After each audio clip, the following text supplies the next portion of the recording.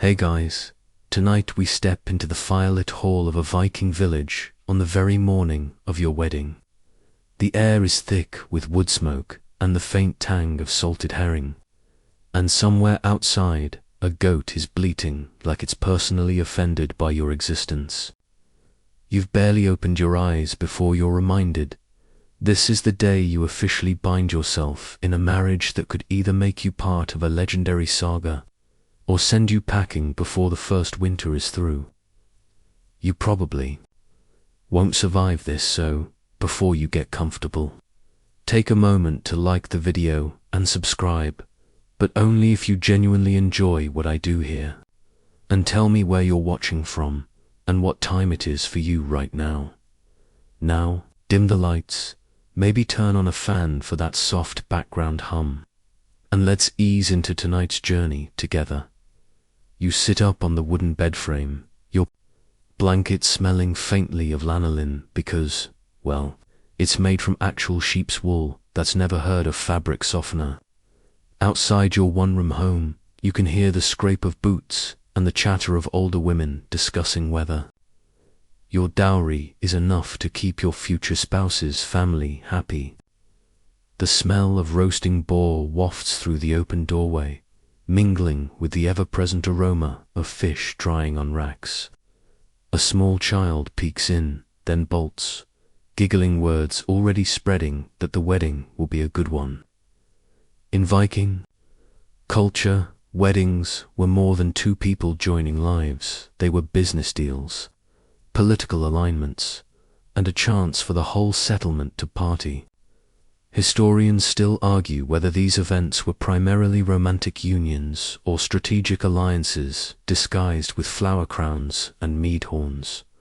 But either way, your personal feelings, completely secondary. You're led outside to be prepared by your female relatives. This mostly involves braiding your hair tightly enough to cause a mild headache, layering you in wool and fur despite the fact that your armpits are already sweating, and making sure you smell less like a smoky hut and more like the herbal oils they've rubbed into your skin, a quirky little detail.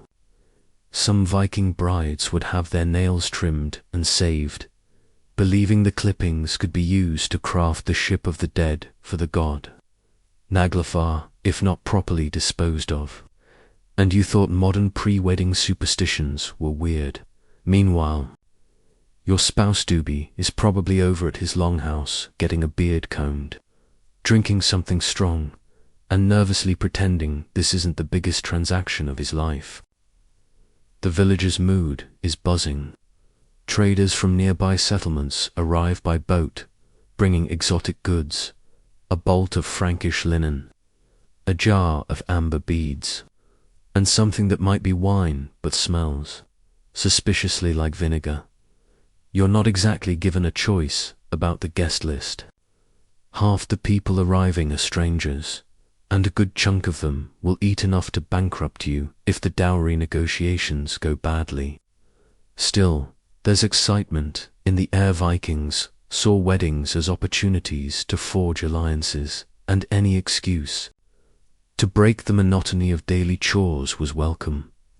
The elders begin the morning rituals by leading you to a small ceremonial spot just beyond the hall.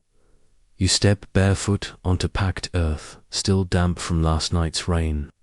Someone mutters that this will bring fertility. Someone else says it will just bring cold feet, and they're not being metaphorical. The priest or Gothi inspects offerings laid out for the gods, bread, ale, and a small carved figure of Freya, goddess of love and fertility, staring up with a knowing smile. You're meant to look serene, but your stomach is already knotting at the thought of the day ahead. People are eyeing your clothing, your jewelry, even your posture, because all of it reflects on your family's honor. And here's the kicker. The celebration won't be some quick ceremony followed by cake.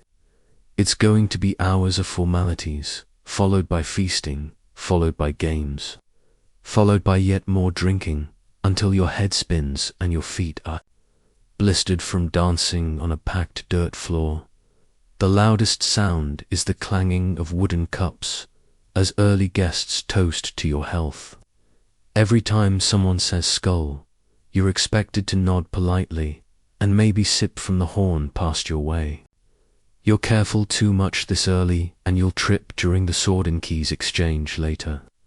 And nobody wants to be remembered as the bride or groom who dropped the ceremonial weapon in one corner.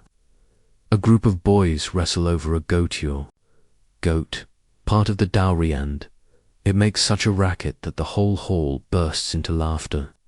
Someone shouts, if they can't catch it, they can't marry her, which earns you a round of teasing glances. You smile tightly, wondering how much of this is tradition and how much is just the village entertaining itself at your expense. As the morning stretches on, you're moved from one spot to another, enduring well-meaning but exhausting advice. From relatives, always keep the hearth warm. Don't let him drink all the ale before winter. If he comes back from raiding with fewer teeth, pretend not to notice. Some of it is practical, some of it is superstition, and some of it makes you wonder if marriage is really worth all this trouble. The reality check settles in. You're not just marrying a person, you're marrying their family, their debts, their grudges, and their expectations. And while the sagas speak of great love stories, most Viking marriages were more about survival than swooning romance. You're about to learn that firsthand. Somewhere in the distance, the war horn blows a signal for the next stage of the ceremony to begin.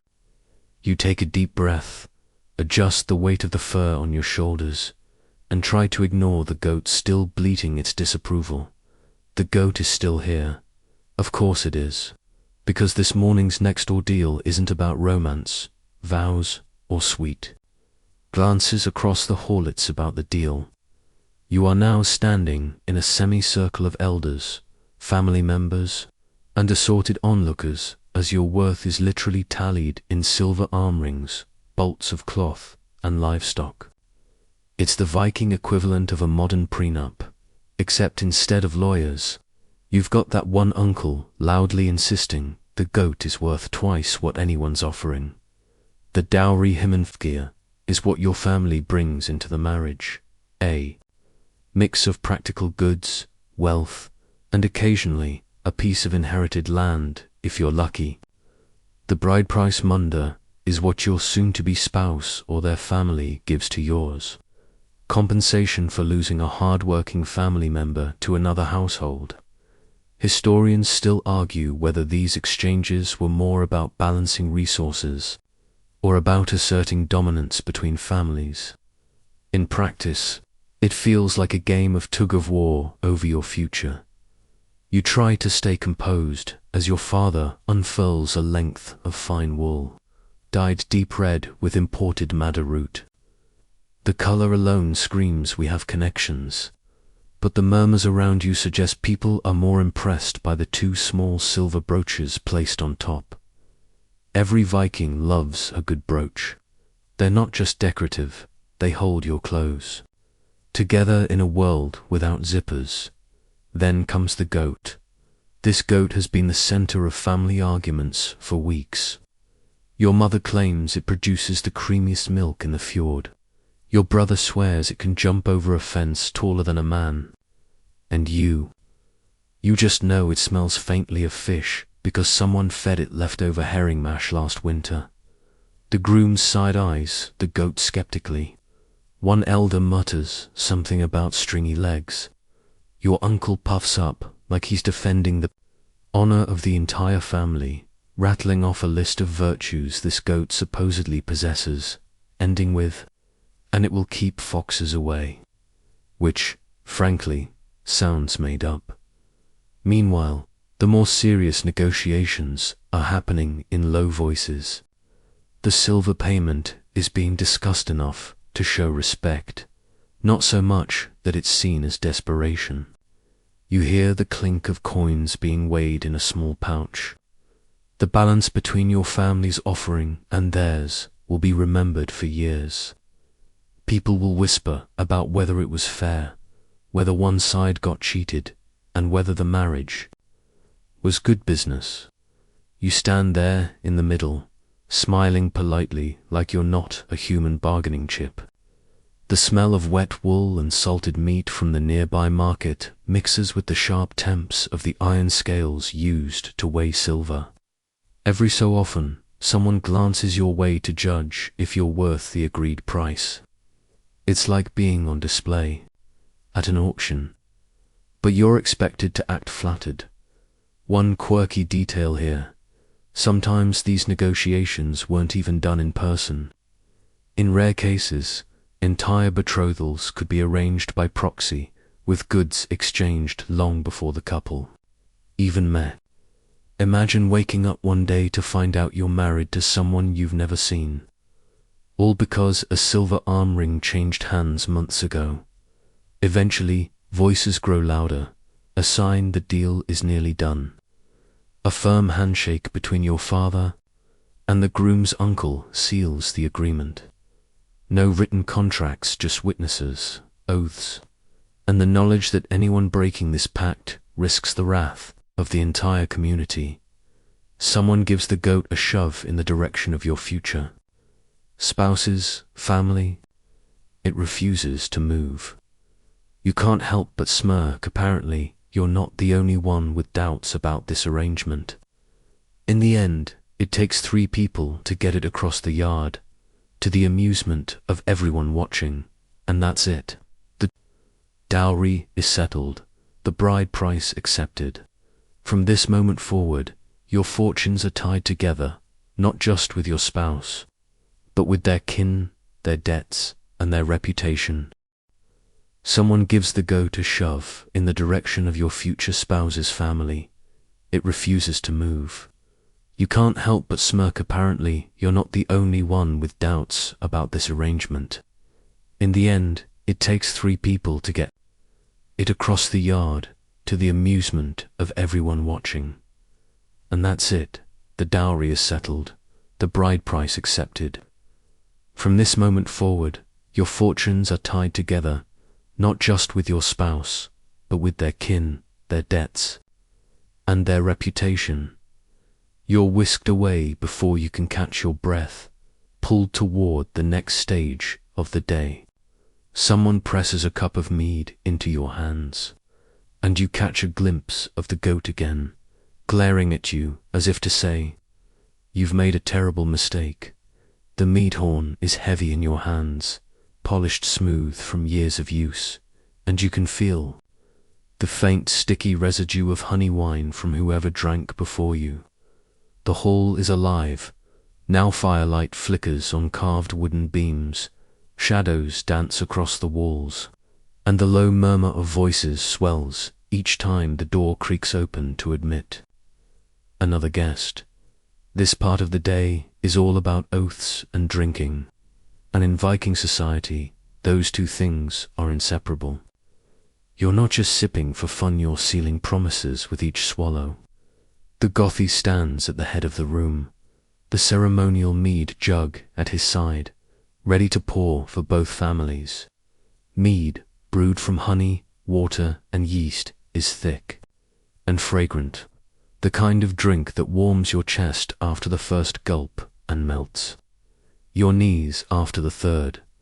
You're handed the horn again.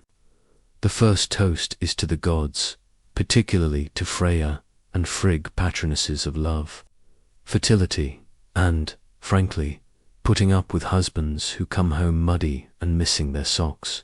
You repeat the words fed to you by the officiant, careful not to slur. Then come the marriage vows, and here's where things get tricky.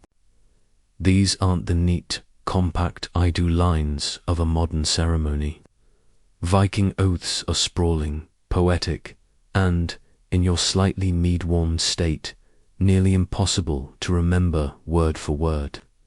You swear to keep the household, protect each other's honor, raise children to be strong, and this one catches your ear. Share equally in both the wealth and burdens of life. Historians still argue whether that last part was genuinely honored, or just a nice thing to say before the feasting began. The second toast is to your ancestors, and here's where the crowd starts to loosen up. People shout out the names of long dead warriors and grandmothers who could outdrink any man in the room.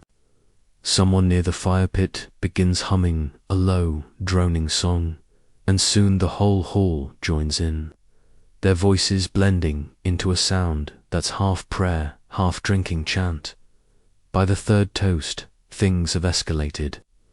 This one's to the living family, friends, allies, and that means everyone starts getting personal. Your aunt wishes you strong sons and wise daughters. A grizzled raider shouts, and a roof that never leaks. Someone else throws in, and sheep that don't wander off cliffs. You laugh, because what else can you do?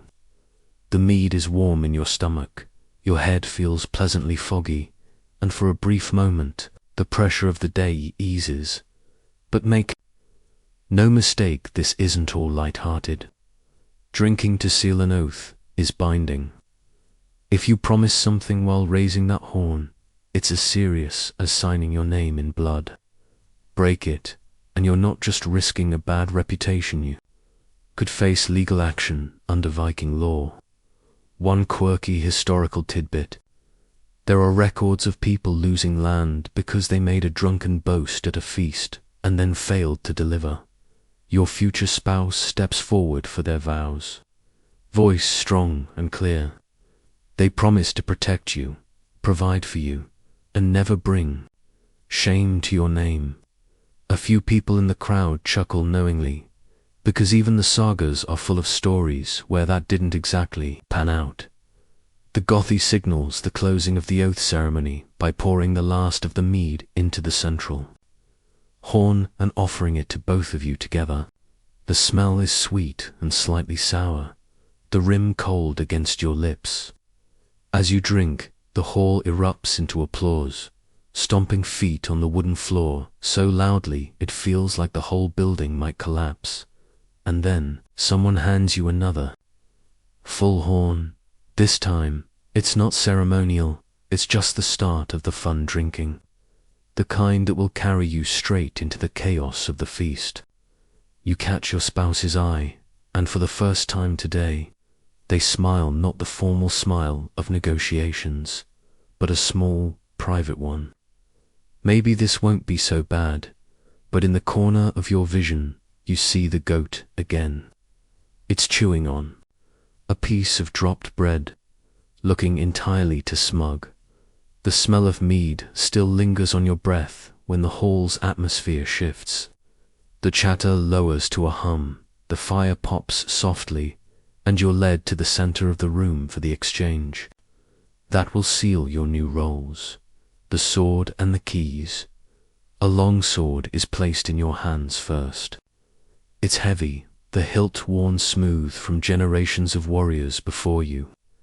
The Gothy announces its lineage, your spouse's family blade, passed down from father to son, now entrusted to you as a symbol of the family's protection and the defense you're expected to uphold. Yes, that's right, you're not just here to stir the stew. In Viking society, defending your household was everyone's job. If raiders came while your spouse was away, you'd be expected to swing that blade without hesitation. The crowd murmurs their approval as you grip the sword. You feel the weight not just in your arms, but in the understanding that this is now part of your life. Historians still argue whether the sword was more symbolic than practical for women in Viking households, but surviving sagas tell of wives defending farms, boats, and livestock with whatever weapon was closest. You're already picturing yourself fending off a fox from that stubborn goat. Next comes the keys. They jingle in your spouse's hand before they place them in yours each. One heavy iron, shaped a little uneven, likely handmade years ago. These are the household keys, the mark of your authority over the domestic sphere. Food storage, linen chests, maybe a locked coffer of silver if you're lucky. The keys are a reminder that while your spouse controls the family's dealings in the outside world, you control its inner workings. One quirky tidbit: archaeologists often find women buried with keys, even in graves centuries old, a sign that their domestic authority was considered as permanent as any battle honor. The exchange happens in silence, save for the clink of metal. Sword to you, keys to you, it's a handoff of responsibility in both directions. You're not just a passive figure in this marriage. You're a partner in survival. The room acknowledges this with nods, a few approving grunts, and someone in the back muttering, "Hope they know how to use both." Your spouse now stands beside you, hand brushing yours briefly. The moment is formal, but there's a hint of shared awareness. You're stepping into something bigger than both of you, and the village is watching. In a place where winters are long and dangers are constant, marriages are less about candlelit romance and more about forming a two-person defense team against hunger, cold, and bad luck. The Gothy speaks again, his voice deep and measured. He reminds you both that the sword binds you in defense, and the keys bind you in provision. The marriage will succeed only if both are honored. There's no romantic flourish, here just a practical truth every Viking couple learns: neglect one role and the other will fail too. You glance toward the doorway, where pale winter light spills in from outside. The goat is there again, poking its head in, as though to witness your binding. Its eyes meet yours for just a moment, and you swear it's judging you. The crowd begins to stir, the solemnity giving way to anticipation because, with the symbols exchanged, there's only one thing left before the chaos of celebration begins: the feast. People start moving, tables are dragged into place, and the sound of serving trays clattering fills the air. The sword is leaned carefully against the wall by your seat, the keys looped securely at your belt. You've stepped into your new life, equal parts warrior, homemaker, and negotiator, and it's about to be tested in the rowdy hours ahead. Morning doesn't so much arrive as it barges in. The door creaks open, and in comes a younger cousin with a bucket of water, thankfully for drinking, not for dousing. In Viking households, dawn isn't for lingering, it's for proving you can actually contribute. You've got new duties now, and there's no gentle onboarding process.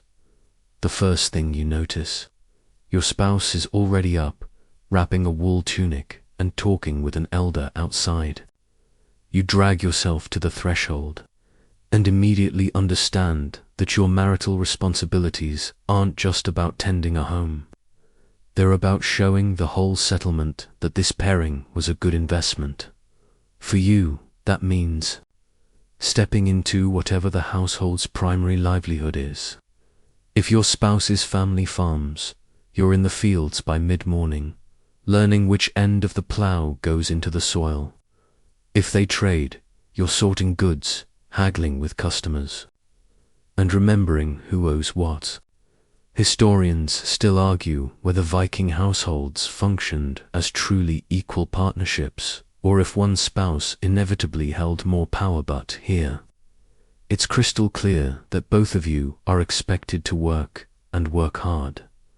One mainstream fact you discover quickly: Viking wives often manage the literal keys to storerooms, chests, and sometimes even the farmstead gates.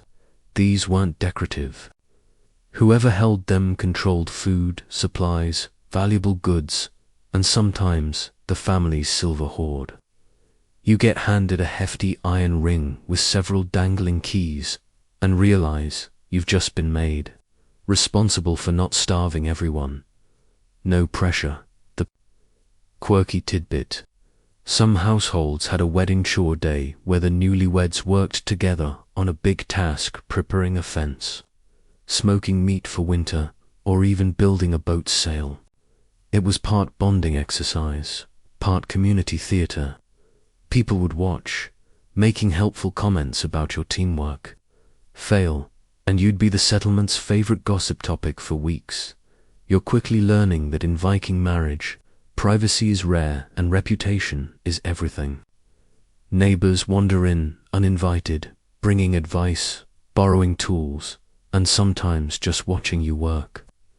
An elderly neighbor tells you not to plant onions next to beans, something about bad spirits, and you nod politely, wondering if this is actual farming knowledge or just an old feud with onions. By midday, your arms ache, your back protests, and you've sweated through your tunic. Lunch is a quick affair: stew from the night before, bread that's already a little stale, and a cup of buttermilk that you try not to gulp too fast.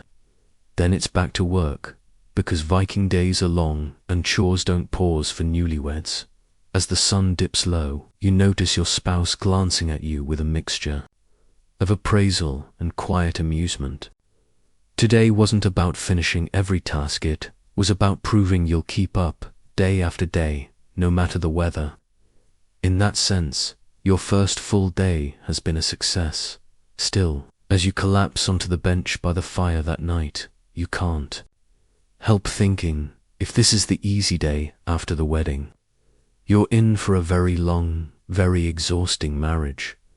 The next morning, the village wakes to the steady rhythm of an axe biting into wood. It's not some romantic dawn chorus, it's the sound of fuel for survival being made. And today, you're the one swinging the axe. In Viking marriage, you quickly learn that winter isn't just a season, it's a looming threat.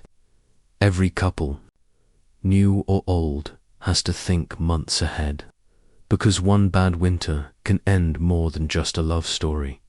Your spouse joins you, dragging a sled loaded with logs from a nearby stand of birch. "We'll need twice this before snow," they say casually, which is like saying, "We'll just row across the North Sea before dinner." You eye the pile and realize, this isn't busy work, this is marriage insurance. One mainstream fact: Viking households often stored enough dried meat, grain, and firewood to last months without outside trade. It wasn't optionally, was survival. Protocol: everyone contributed, from children gathering kindling to elders weaving extra blankets. Historians still argue whether the sheer labor demands of winter prep were a major reason Viking marriages had clearly defined roles, or if those roles were shaped more by social hierarchy. Either way, no one here survives without a partner who pulls their weight. And speaking of roles, today you're learning one of the quirkier tidbits. In some regions, newlyweds were sent on what could be called a provisioning quest. It wasn't romantic, it was a public test. You'd be tasked with catching a set number of fish, trading for specific goods, or even brewing enough ale for the first communal feast of winter. Fail, and it wasn't just your pride at stake. People would whisper about whether you were marriage material after all. You and your spouse start with woodcutting. But it's not just swinging and stacking. There's techniques along the grain, shaping pieces small enough to fit the hearth, keeping them dry under thatched lean. After a few hours, your arms feel like they've been replaced with jelly. And that's before you've even started hauling sacks of grain from the storeroom to be checked for mold. Food preparation is its own kind of marathon. You watch your spouse hang slabs of salted pork from beams, the fat glistening in the dim light. You help grind barley for ale, the stone quern making your shoulders ache in a whole new way. The smell of fermenting grain fills the room, a sour, earthy scent that you'll probably never forget. And because every day needs a dash of Viking weirdness, someone shows up with a carved wooden good luck pig to bless your food stores. Supposedly, It wards off frost giants and greedy neighbors. You smile, place it by the storeroom door, and silently hope it works on rats. 2. By dusk, you've stacked wood, checked grain, smoked fish, and salted meat. Your body feels like you've done 3 gym sessions back to back.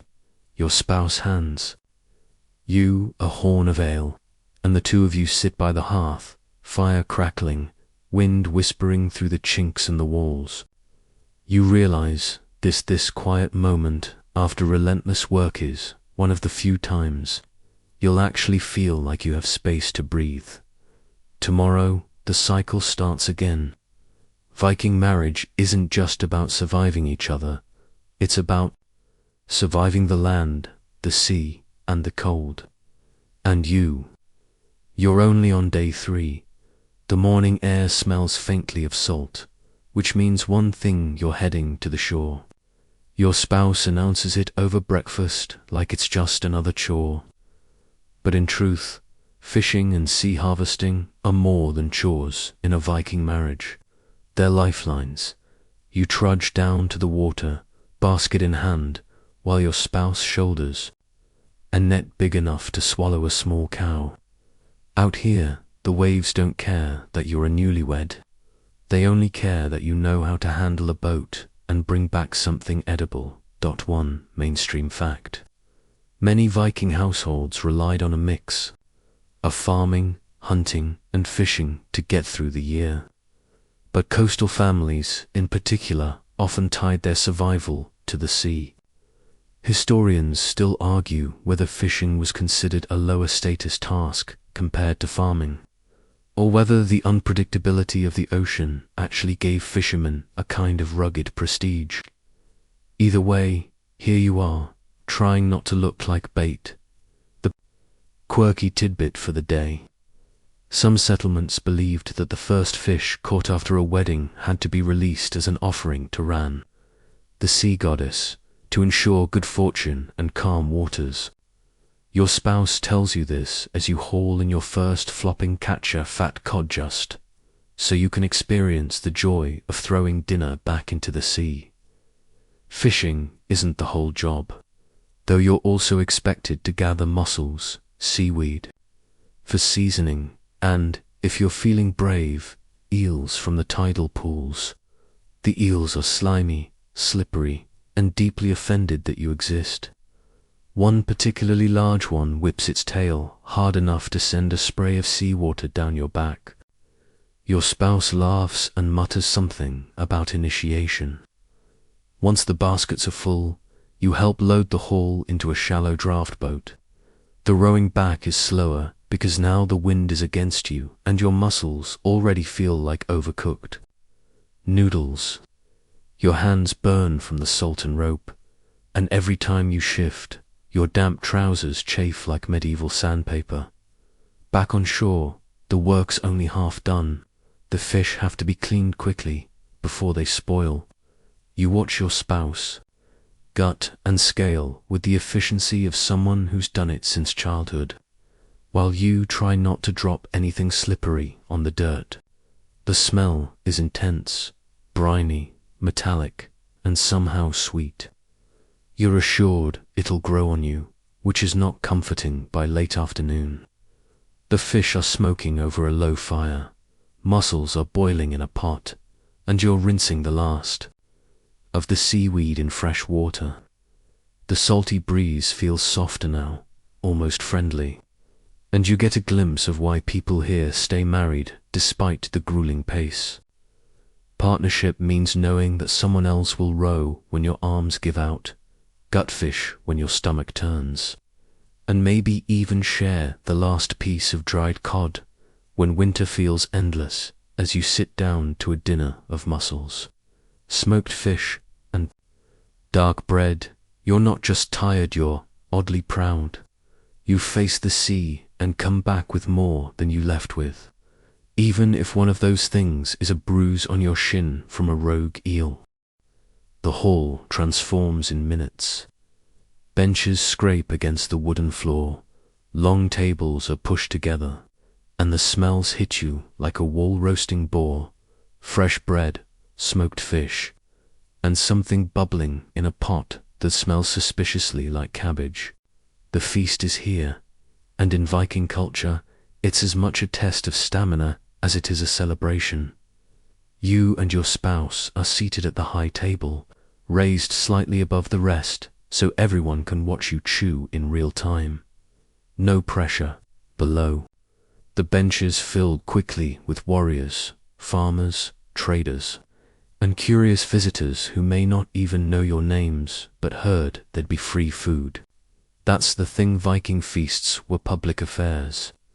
If you could hear the music and smell the meat, you were probably welcome to drop in. The first platters arrive, slabs of roasted meat glistening with fat, baskets of flatbread still warm from the hearth, bowls of pickled vegetables. Someone pours mead into your cup before you've even touched the bread, and another guest leans over to tell you it's rude not to drink immediately after being served. You comply, already bracing yourself for the fact that this pace will last.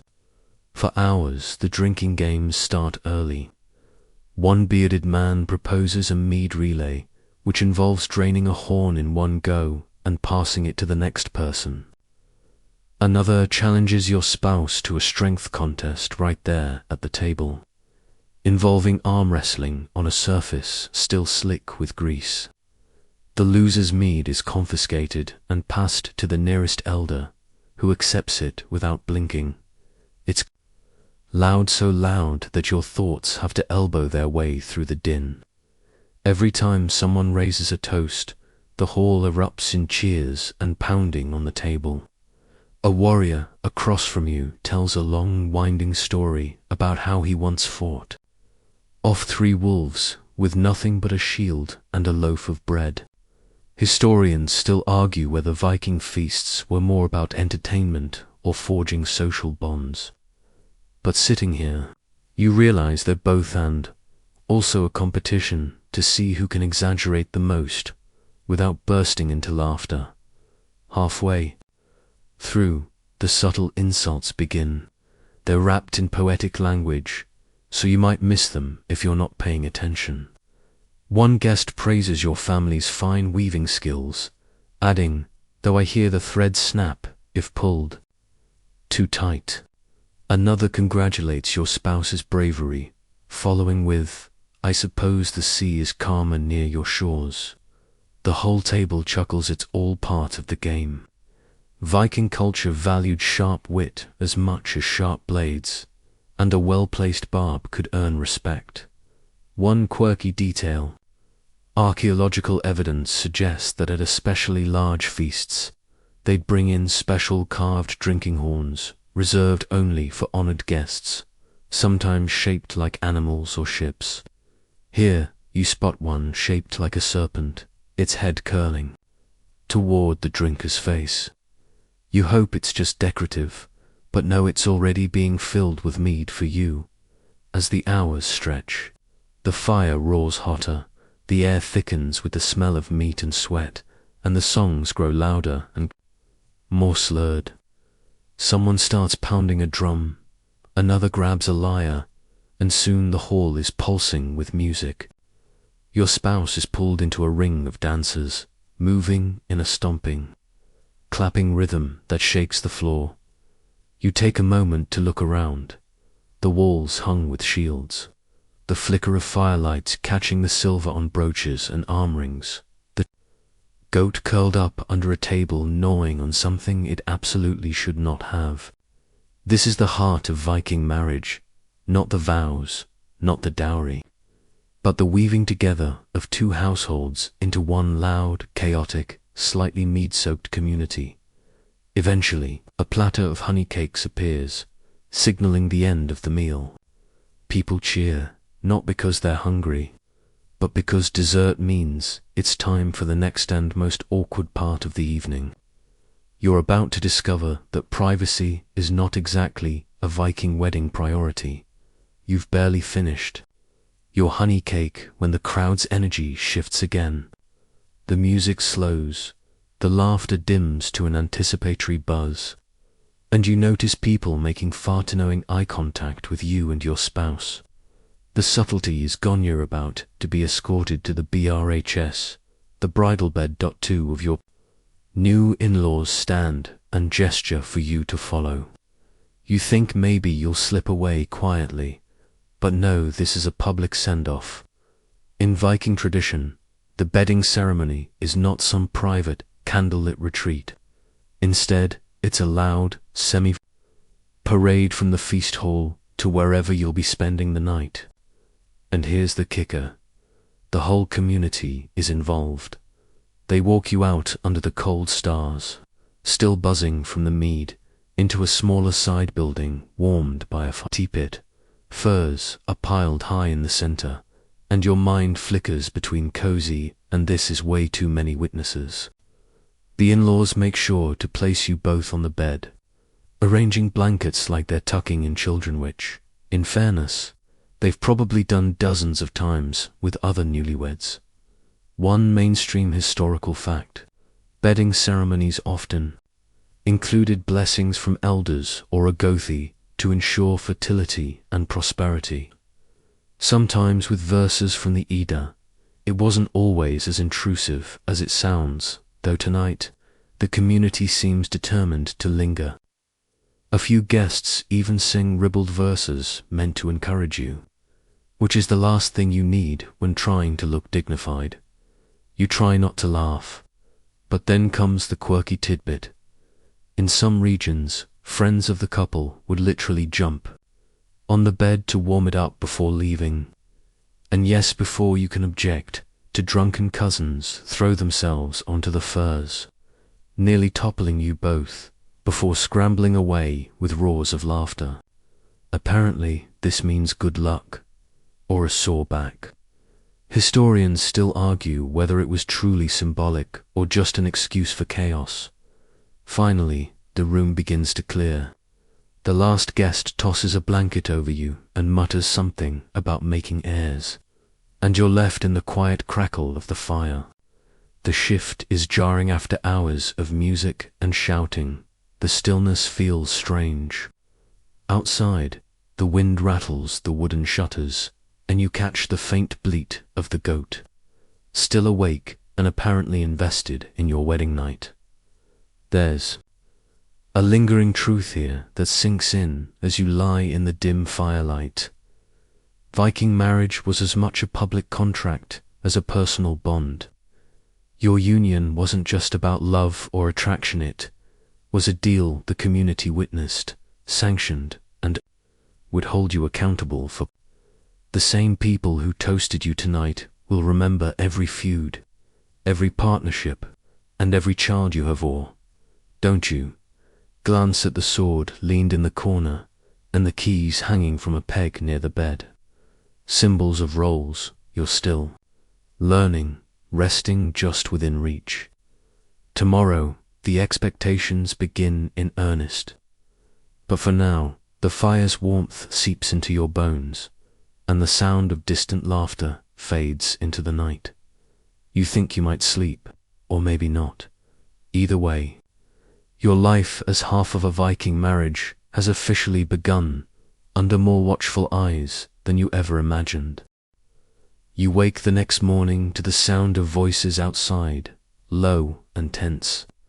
When you step out, you see your spouse standing with two neighbors, pointing toward the edge of the forest. One of the sheep is missing, and in a Viking marriage, livestock isn't just livestock, it's wealth, status, and dinner rolled into one woolly package. Without much discussion, you're handed a spear. Apparently, you're part of the search party. It's not just about finding the sheep, this is also about showing the community you'll protect shared resources, whether from wild animals, thieves, or sheer bad luck. One mainstream fact: Viking households often measured their wealth not in coins, but in animals, particularly cattle, sheep, and goats. Livestock could be traded, gifted, or slaughtered in times of need. Historians still argue whether newlyweds were expected to prove themselves as capable herders immediately, Or if that pressure built over the first few years of marriage. The quirky tidbit. In some places, there was a superstition that if a newlywed couple lost their first animal within a year of marriage, it meant their union was cursed unless they performed a ritual involving burying a piece of bread under the barn threshold. You can imagine how reassuring that feels. When you're out here tracking hoofprints in the mud, you and the others move quietly through the undergrowth, eyes scanning for movement. After an hour, you hear it a sharp bleat, followed by a rustle. The sheep is tangled in a thicket, eyes wide, legs caught. Relief mixes with the realization that this animal probably just shaved a few months off your life expectancy. Getting it free is a two-person job. Your spouse holds the branches apart while you coax the sheep forward, feeling the thorns snag at your sleeves. By the time you lead it back, your hands are scratched, your clothes are smeared with mud, and the sheep looks more annoyed than grateful. Back at the farmstead, the animal is penned again, and your spouse wastes no time checking for injuries.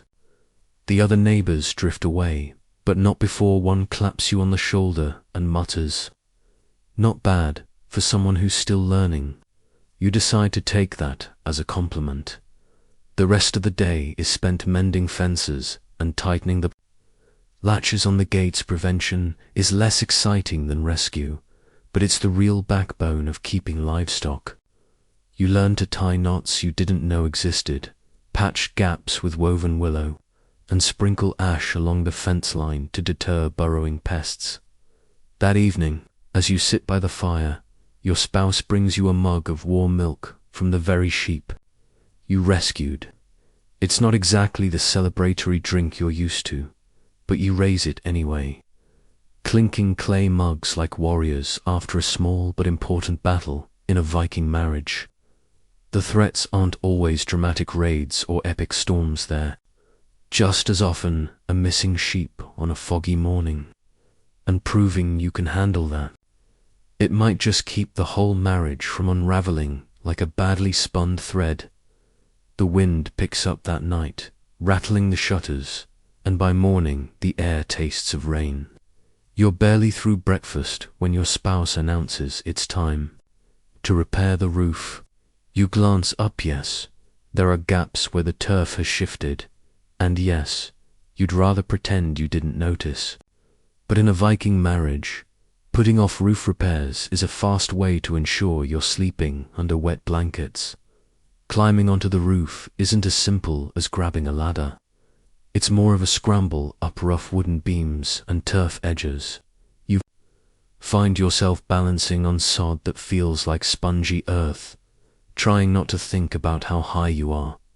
One mainstream fact: many Viking houses were longhouses with roofs made of layered birch bark and turf, which acted as insulation. Historians still argue whether these turf layers were replaced seasonally or only patched as needed.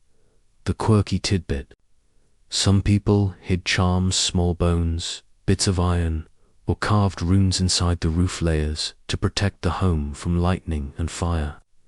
Your spouse swears there's one up here somewhere and makes you hunt for it between stuffing new turf into the gaps. The rain starts as a drizzle, then thickens, and you're now ankle-deep in slippery mud. On the roof, every step is a fight to keep your footing. Your spouse hums while working, like this is just another peaceful day. While you wonder how many Viking marriages ended after one partner slid into a manure pile mid-repair, when the last gap is patched and the roof no longer leaks, you climb down, soaked and filthy but weirdly satisfied. Inside, the fire roars, and you can already smell bread baking, an unspoken reward for not falling off the house. If you thought the roof was exhausting, today you meet the grindstone literally. Your spouse sets you in front of a heavy stone. Whelan drops a pile of grain at your feet. "We need flour," they say. That's it. That's the whole explanation. You turn the grinding handle, and within minutes your arms ache. The coarse stone scrapes the grain into powder, and you realize this is going to take hours. One mainstream fact: Viking households ground their own flour, often daily, using hand querns or larger communal mills. Historians still argue whether grinding was strictly women's work, or just whoever was available and unlucky enough to be near the grain pile. The quirky tidbit: there's a belief that the dust from grinding could irritate the lungs so much that it gave bakers a distinctive cough, something even mentioned in sagas. You start coughing within 15 minutes, which your spouse insists is just part of the process. The rhythm is hypnotic: grind, scrape, pour out the meal, repeat. Occasionally, you glance outside to see the livestock, the neighbors, the whole world moving at a normal pace while you're locked in this ancient arm workout. By the time you're done, the flour feels like fine sand in your hands. You help knead it into dough with honey and a pinch of dried berries, then bake it over the hearth. When the bread's ready, it's dense, hearty, and slightly smoky from the fire. You take a bite, and miracle, it's actually delicious. You may be covered in grain dust and your arms feel like rope, but you've produced food from scratch. In a Viking marriage, that's worth more than flowers or chocolates. It's survival in loaf form. A shout from the yard drags you outside mid-bread bite. A neighbor's ox has wandered into your field. Your spouse grabs a stick, you grab your boots, and you're off. The ox is enormous, bigger than any animal you've ever been close to, and it's trampling the edges of your barley crop. One mainstream fact: barley was the staple grain in Viking diets, used for bread, porridge, and beer. Historians still argue whether barley fields were more prone to damage from roaming livestock than rye fields.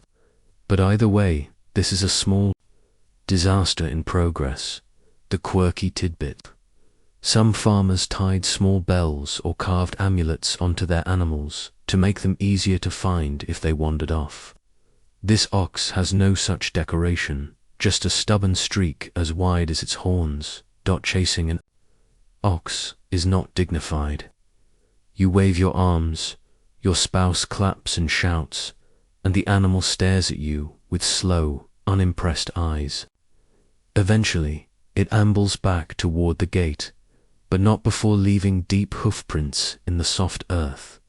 You spend the rest of the day repairing the trampled rows, reseeding the worst patches, and strengthening the fence. Your spouse points out that this sort of problem is exactly why you can't leave gates unsecured, a pointed reminder for the future. By evening, you're sore, tired, and still annoyed at the ox. But the crop looks mostly intact again, and your spouse hands you a horn of ale. The universal Viking way of saying, "You did all right today." The seasons shift, and with it comes the need to store food for winter. You help your spouse dig a deep pit lined with stones, the earthy smell rising around you. This will be the root cellar, your household's winter pantry. One mainstream fact: Vikings preserved food through smoking, drying, fermenting, and burying in cool, dark pits. Historians still argue whether these pits were covered entirely with turf or just sealed with wooden lids and straw. The quirky tidbit: some families buried barrels of butter in bogs, which preserved them for months. The flavor was strong, to put it politely, but it was edible, and, in winter, that mattered more than taste. You work in rhythm, dig, line the pit, lay in baskets of turnips, carrots, and beets. Your spouse packs layers of straw between them too. Keep frost away. Then come the smoked fish, the dried meat, the jars of fermented cabbage. Each layer feels like a tiny insurance policy against hunger. When the pit is sealed, you step back, dirty and tired, but deeply aware that this is the difference between comfort and hardship when the snow piles high. In a Viking marriage, romance sometimes looks like spending a whole day burying vegetables together. The first frost glitters in the morning light, and the pace of life slows. The days are shorter, the nights long and dark. You and your spouse settle into the rhythm of winter, mending clothes, telling stories by the fire, sharing meals from the cellar stores. One mainstream fact: Viking winters could be brutal, with weeks where travel was nearly impossible.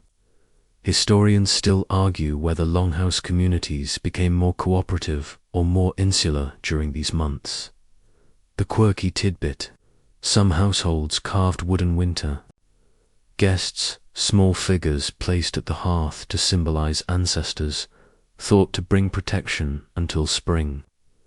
Your spouse sets one by the fire, its painted eyes watching you with a kind of wooden patience.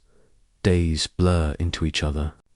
The storms howl outside, but inside the longhouse there's warmth, food, and the quiet reassurance of shared work done well. Now, as the last embers of the fire fade, you feel the slow pull of sleep. The walls hum faintly with the muffled sound of wind outside, a reminder of the world you've been weathering together all year. Your muscles ache, but it's the good ache, the kind that says you've built, carried, and endured. The smell of smoke clings to your clothes, mingling with the earthy scent of dried herbs hanging overhead. In the dim light, your spouse's shape is just a dark silhouette, their breathing slow and even. You think about the roof that doesn't leak anymore, the cellar full of food, the animals safe in their pens, and the fire that's kept going. No matter how hard the storm blows, the Viking marriage wasn't for the faint of heart. It was for those willing to rise before dawn, to face storms and stubborn oxen, to scrape frost from the inside of windows and still share a laugh over a crooked loaf of bread. And maybe, just maybe, you found a strange peace in that. Your eyes grow heavy. The air is warm, and the sounds of the longhouse are steady crackling wood. The creak of beams, the faint whisper of snow sliding off the roof. So let the winter wrap around you like a heavy wool blanket. Let the fire's last glow trace soft shapes on the walls. Tomorrow there will be work again, there always is, but for now there's only this: warmth, rest, and the quiet heartbeat of a home that endures.